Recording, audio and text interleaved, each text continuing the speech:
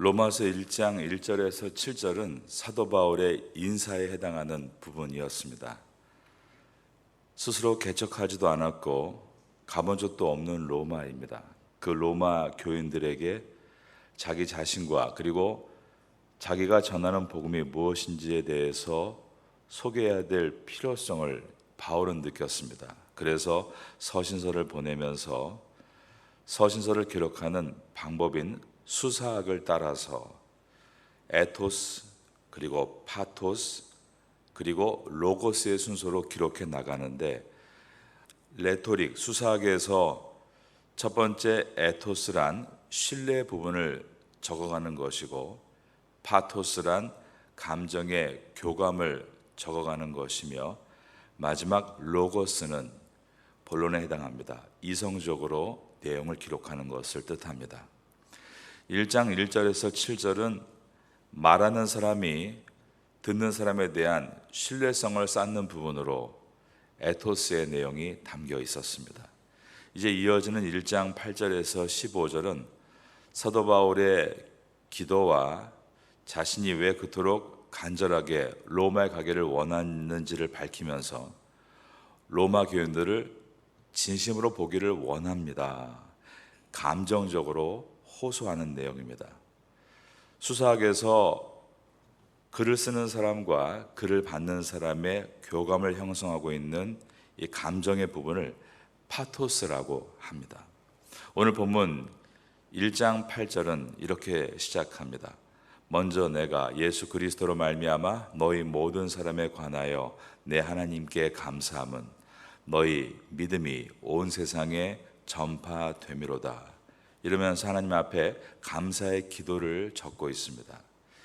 1장 8절에 시작하는 말이 먼저라고 되어 있는데, 옛 성경 개역 개정판은 첫째는 이라고 되어 있습니다.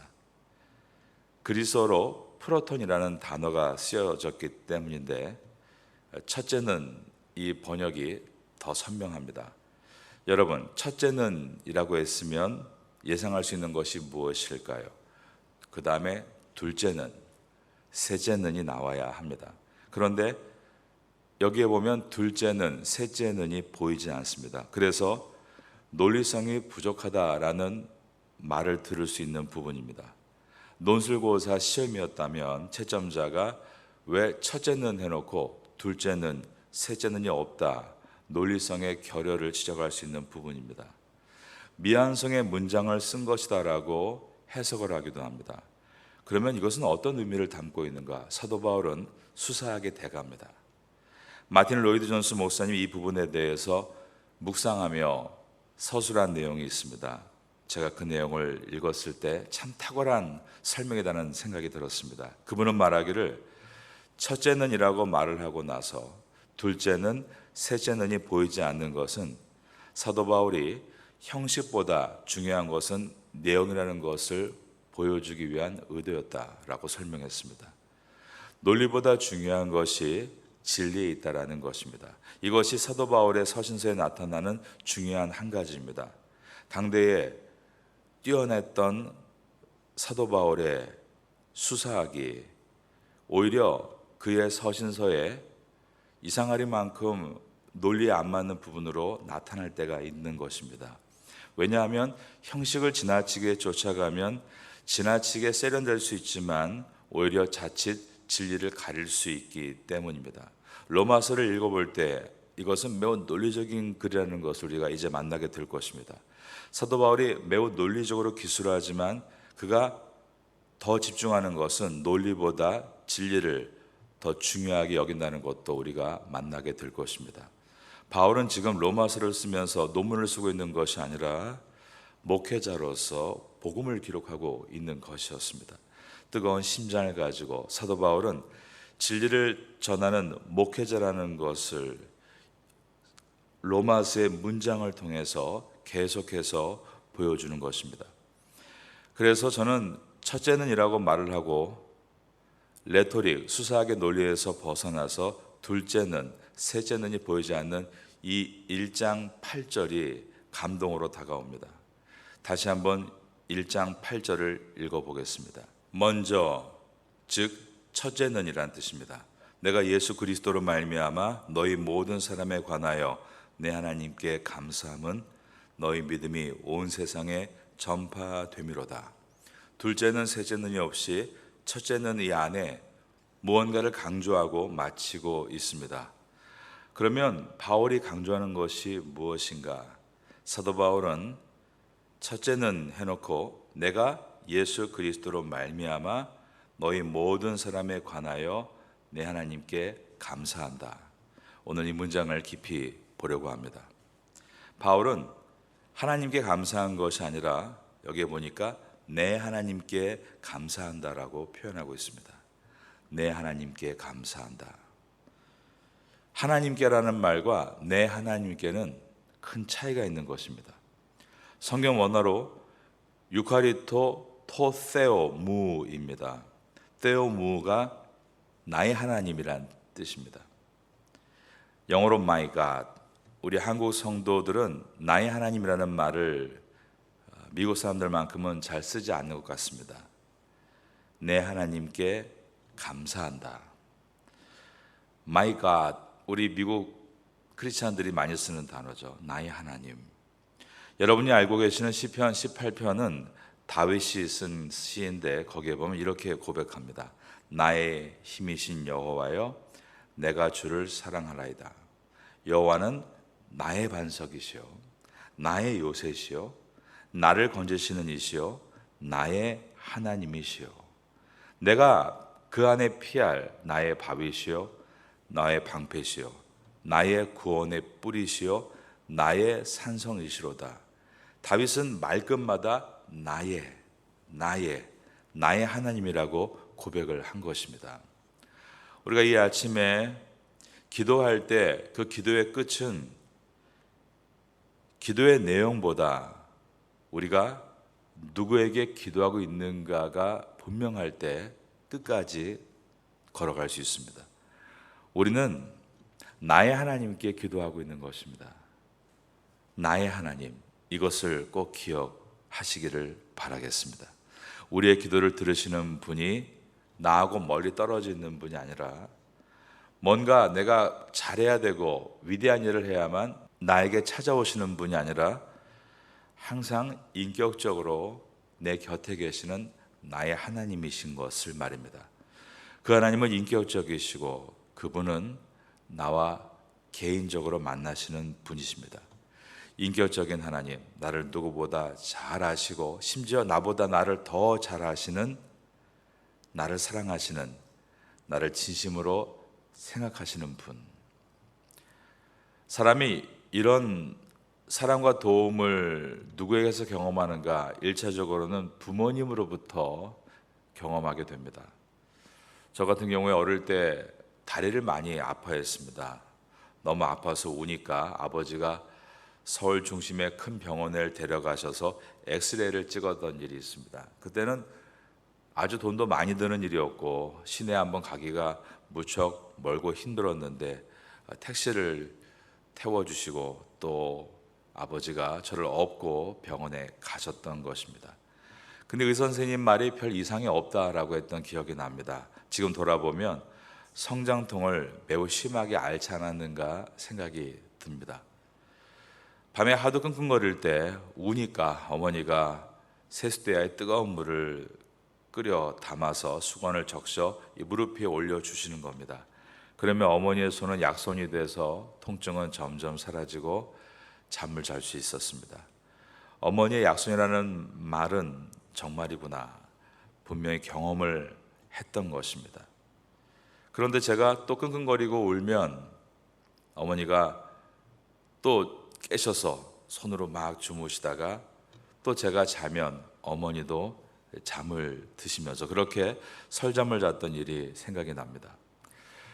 부모님의 사랑에 고마워서 그 은혜를 지금도 기억하는 것처럼 우리가 하나님에 대해서도 조금만 깊이 생각하고 이 아침에 기도할 때 돌아보면 하나님이 나를 얼마나 아끼고 사랑하셨는가를 생각해 보게 됩니다. 성경은 심지어 하나님은 졸지도 않으시고 주무시지도 않고 언제나 나의 하나님이시다라고 말을 하고 있습니다. 지난 주간 오늘 설교를 하면서 저도 나의 하나님이 어떤 하나님이셨는가, 특별히 한국을 여행하면서 그것을 많이 묵상하며 지냈던 일주일이었습니다. 많은 내용들이 머릿속을 지나갔는데 무엇보다 감동이 됐던 것이 있었는데, 하나님이 나를 끝까지 믿어주셨다라는 것이었습니다. 사실 저는 저 스스로를 잘 믿지 못했던 사람이었던 기억이 납니다. 특별히 태국에 와서 선교하고 또 공부할 때였습니다.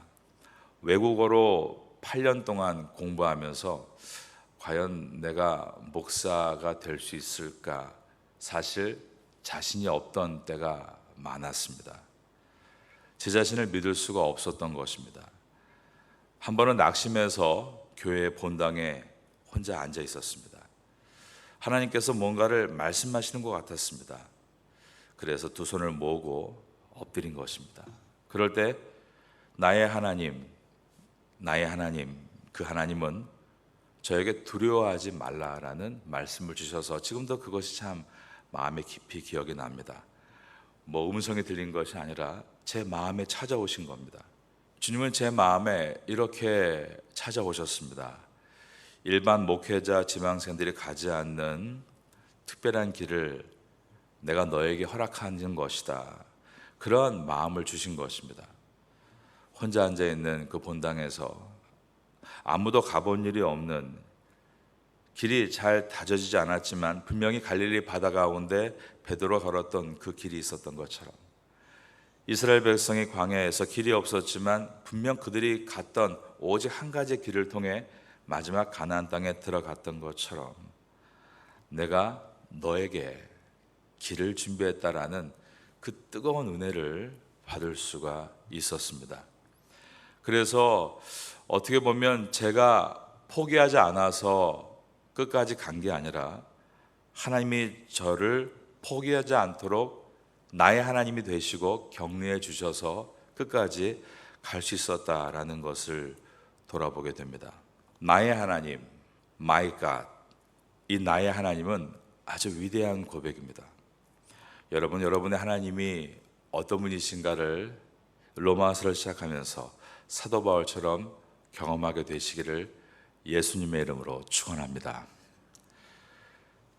그럴 때 지금 앞으로 이제 나의 하나님은 또 어떤 일을 하실 것인가를 바라볼 수 있게 되고, 우리는 하나님을 아는 만큼 기도할 수 있게 되고, 하나님을 아는 만큼 담대하게 일할 수 있게 됩니다. 그러므로 우리가 신앙생활할 때 가장 중요한 것은 일이 먼저가 아닙니다. 하나님이 어떤 분인가를 아는 것입니다. 그 하나님은 바로 나의 하나님. 바울의 고백을 우리가 할 때, 그때부터 우리는 담대하게 주님 앞에 나아갈 수 있게 되고 세상에서 사명을 감당할 수 있게 되는 것입니다. 우린 그러기에 말씀과 기도라는 이 두 가지를 잘 붙들고 균형을 이어가야 합니다. 말씀은 있는데 기도는 없다, 틀린 말입니다. 또 기도는 있는데 말씀은 없다, 이것도 틀린 말입니다. 말씀과 기도는 항상 같이 양축을 이루고 있고, 말씀이 깊어지는 만큼 기도가 깊어지고, 기도가 깊어지는 만큼 말씀을 깨닫게 되는 것입니다. 나의 하나님이 나와 함께 하시기 때문입니다. 시편 23편 1절에서 다윗이 여호와는 나의 목자시니, 그냥 여호와는 목자가 아니라 나의 목자시니라고 고백하고 있는 것을 우리가 기억해야 합니다.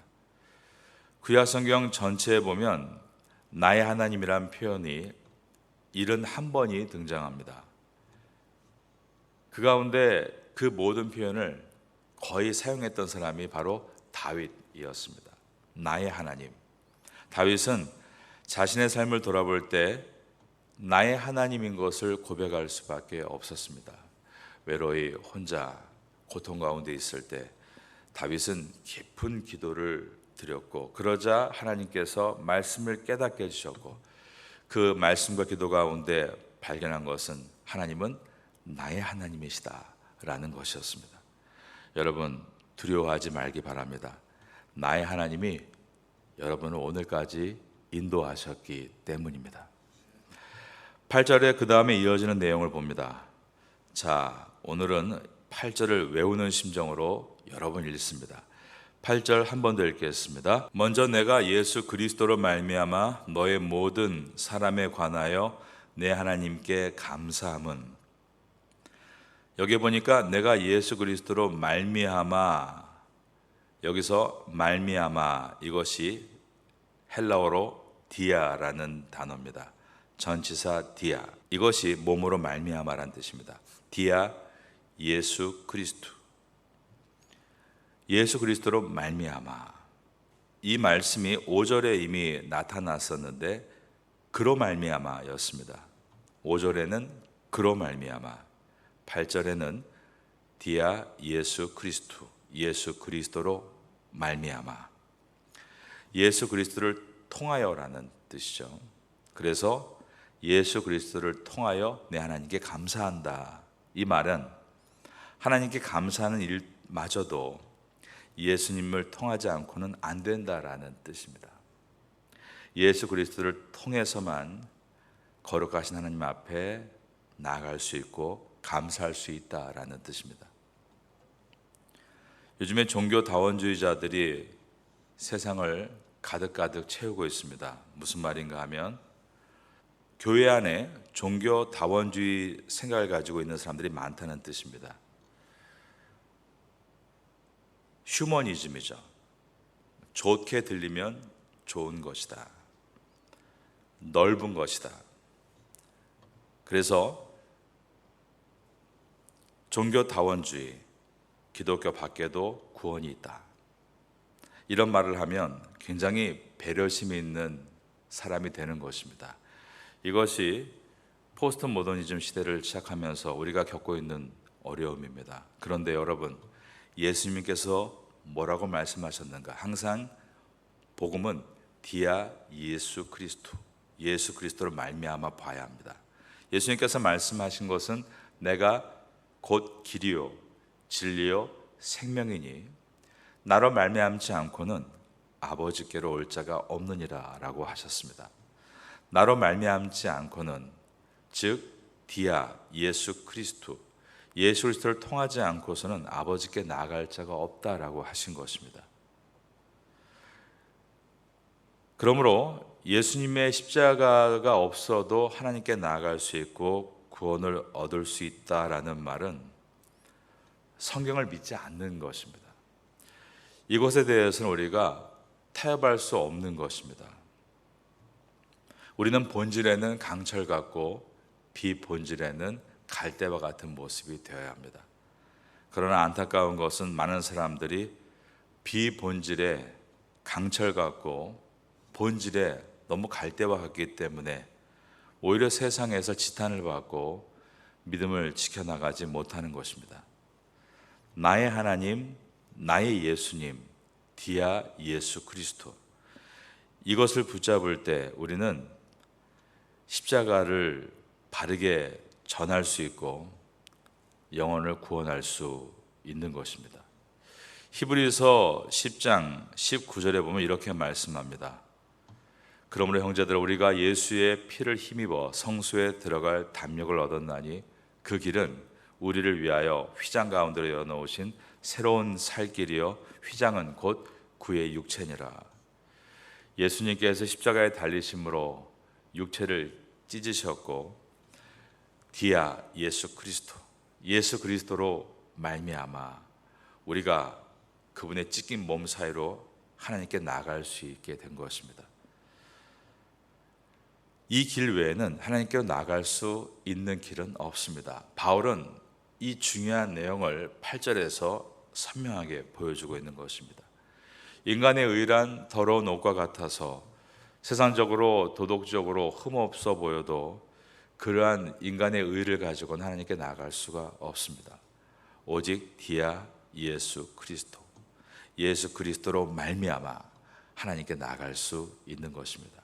그래서 로마서는 선포합니다. 의인은 없나니 하나도 없으며 모든 사람이 죄를 범하였음에 하나님의 영광이 이르지 못하였다라고 하는 것입니다. 우리는 다 죄인들입니다. 그러므로 예수 그리스도가 아니고서는 누구도 하나님 앞으로 나갈 수 없는 사람들입니다. 오늘도 마찬가지입니다. 우리의 모든 하루의 삶은 디아 예수 그리스도, 예수 그리스도로 말미암아 시작이 되어야 합니다. 여러분들, 우리가 오늘 이 아침 가운데 찬양을 드리고 말씀을 듣고 기도하고 마지막에 예수 그리스도 이름으로 기도드립니다. 이 고백이 바로 디아 예수 그리스도입니다. 여러분들, 오늘 이 아침의 첫 시간에 디아 예수 그리스도, 예수 그리스도로 말미암아 하루를 시작하시고 오늘 하루를 마칠 때는 또 디아 예수 그리스도, 예수 그리스도로 말미암아 이제 하루의 모든 일들을 다 마무리하시고 안식을 취하시기를 바라겠습니다. 우리의 주인은 바로 사도 바울이 고백했던 것처럼 예수 그리스도이신 줄로 믿습니다. 삶이 고단한 분들 많이 있습니다. 왜 없겠습니까? 그렇지만 디아 예수 그리스도, 예수 그리스도로 말미암아 이겨나갈 수 있는 것입니다. 감사의 내용은 무엇인가? 사도 바울은 감사를 드릴 때 로마 교인들에게 감사하는 것이 아니라 내 하나님께 감사한다라고 했습니다. 우리는 늘 하나님께 감사하는 삶을 삽니다. 왜 하나님께 감사합니까? 8절에 보니까 너희의 믿음이 온 세상에 전파됨이로다 라고 말하고 있습니다. 자, 8절 외우는 심정으로 한 번 더 읽겠습니다. 먼저 내가 예수 그리스도로 말미암아 너희 모든 사람에 관하여 내 하나님께 감사함은, 그 다음 보니까 너희 믿음이 온 세상에 전파됨이니라 라고 하셨습니다. 너희의 믿음은 두 가지입니다. 구원에 이르는 믿음이 있고 구원받은 우리가 또 받아야 될 은사로서의 믿음이 있습니다. 구원에 이르는 믿음과 은사로서의 믿음, 회개도 두 가지가 있습니다. 구원에 이르는 회개가 있고 또 우리가 구원받은 사람으로서 성화되어가는 회개가 있습니다. 여기에서 사도 바울이 너희 믿음이 온 세상에 전파되었다라고 할 때의 믿음은 구원받은 성도로서의 믿음이 아니라 이제 그들이 산을 옮기는 믿음, 은사로서의 믿음을 보여주는 것입니다. 온 세상에 전파됐다라고 되어 있습니다. 그런데 여기서 온 세상이라는 이 표현은 사실 과장이라고 말할 수 있습니다. 가령 파테아 선교교회가 신앙이 뜨겁게 성장하는 교회다, 그래서 모든 교민들에게 소문이 났다 할 때 모든 교민이 다 알고 있는 것은 아닙니다. 그런데 표현을 할 때 모든 교민이 알고 있다, 이렇게 말을 할 때 이것도 과장이죠. 그럼 여기서 모든 성도가 알고 있다라는 이 표현은 누구를 말하는 것인가? 그 당시에 있었던 기독교인들을 뜻합니다. 그 기독교인들이 지금 로마에서 일어나고 있는 이 믿음의 은혜를 보고 감동을 받고 있다는 뜻입니다. 너희 믿음이 온 세상에 전파됨이라. 즉 로마 제국에 있는 여러 지역, 가령 데살로니가나 또 빌립보 같은 여러 지역에서 지금 로마의 이 믿음을 보고 감동하고 있다는 뜻입니다. 여러분, 로마가 어떤 도시인가를 봐야 합니다. 로마 제국의 심장이고 정치와 경제와 사회와 종교와 모든 문화가 총집결되어 있는 곳입니다. 악의 수도입니다. 그런데 거기에서 예수를 믿어 예수님의 구원을 받은 성도들이 일어나고 있다는 소식을 에베소 교인들, 서머나 고린도 같은 여러 지역의 사람들이 듣고 있었다는 것입니다.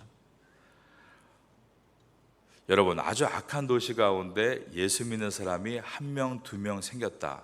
이거는 아주 교회가 많은 어떤 도시에 한 명 예수를 믿는 사람이 늘어난 것과는 차원이 다릅니다.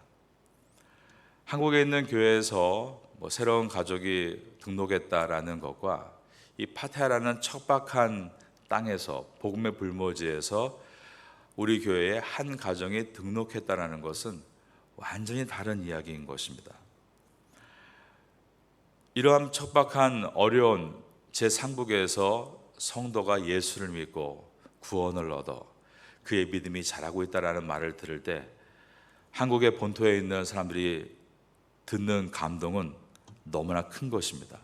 마찬가지로 그 당시에 이 로마라는 곳에서 교회가 탄생하고 성도가 예수님과 함께 믿음이 자라고 있다라는 말을 들었을 때 많은 사람들은 드디어 로마에서도 구원이 시작됐다, 엄청난 은혜와 파급 효과를 준 것입니다. 로마가 예수님 믿어서 구원받기 어려운 제우스를 비롯한 모든 신들의 도시라고 불리는 그러한 척박한 곳에서 예수 믿고 구원받은 백성이 나오고 그들이 믿음이 자라고 있다는 걸 들었을 때 모든 사람들이 큰 은혜를 받은 것입니다.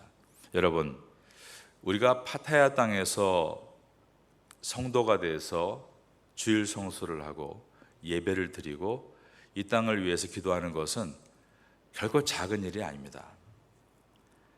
그 당시에 로마 교회의 소식이 입을 타고 로마 제국 전체 기독교인들에게 온 세상에 전파되었다라는 이 말을 통해서 우리는 하나님이 얼마나 그것을 관심 있게 보시고 기뻐하셨는지를 깨닫게 됩니다. 마찬가지입니다.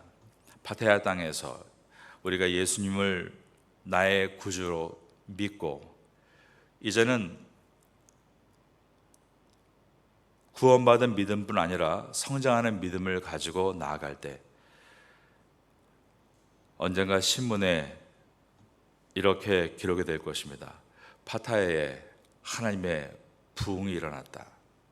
여러분, 부흥은 파타야 땅의 모든 사람이 다 예수 믿는 것이 아니라 파타야라는 땅에서 하나님의 거룩한 은혜가 시작이 되고 거룩한 능력이 나타나기 시작할 때 그때부터를 부흥이라고 부르는 것입니다.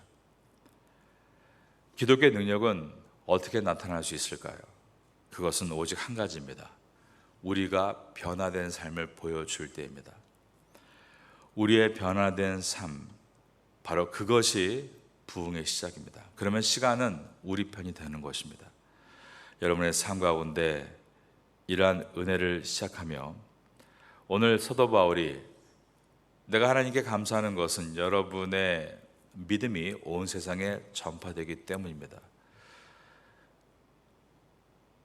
많은 사람들이 파타야 선교교회를 보면서 야, 파타야에 갔는데 글쎄 교회가 있었다. 그런데 일반 교회가 아니라 정말 하나님을 경외하는 교회가 있었다. 뜨거운 교회가 있었다. 살아있는 교회가 있었다. 바로 이 말이 1장 8절에 너희 믿음이 온 세상에 전파되미로다 입니다. 사도 바울은 로마서를 기록하며 이 로마에서 시작되는 이 믿음을 매우 밀도 있게 바라보고 있습니다. 왜냐하면 바로 그것이 하나님의 마음이기 때문입니다. 여러분, 한 사람 한 사람이 이곳에서 신앙생활하는 것이 결코 작은 일이 아닙니다. 여러분, 한 사람 한 사람의 삶이 그 믿음이 드러날 때 하나님은 그것을 기쁘게 보고 계시고 반드시 우리의 신앙생활을 통해 이 땅에 부흥을 일으키는 초석으로 만들 것입니다. 이런 은혜를 갖고 계속 달려갈 수 있게 되기를 예수님의 이름으로 축원합니다.